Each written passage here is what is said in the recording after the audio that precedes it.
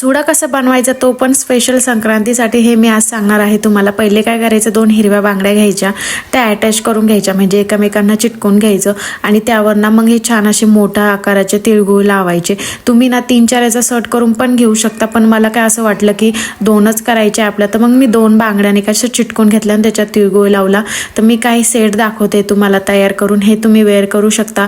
जसं की संक्रांतीसाठी झालं, वटपौर्णिमा झाली, जसं की अजून काही सण येतात तेव्हा झालं, लग्न सराईमध्ये पण घालू शकतो आपण.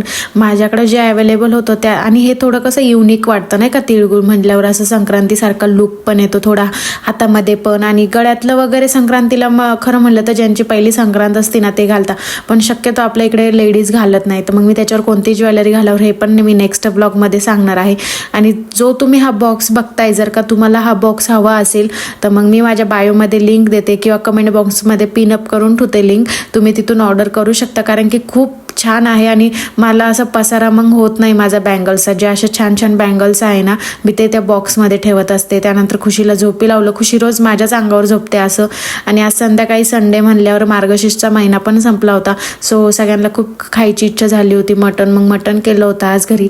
तुमचा दिवस कसा गेला मला नक्की कमेंट करून सांगा. आणि बँगल्स किंवा जे मी शर्ट्स दाखवलेत तुम्हाला ते आवडले का ते पण नक्की सांगा. आणि उद्याच्या ब्लॉगमध्ये काय दाखवते पण सांगा. Bye bye.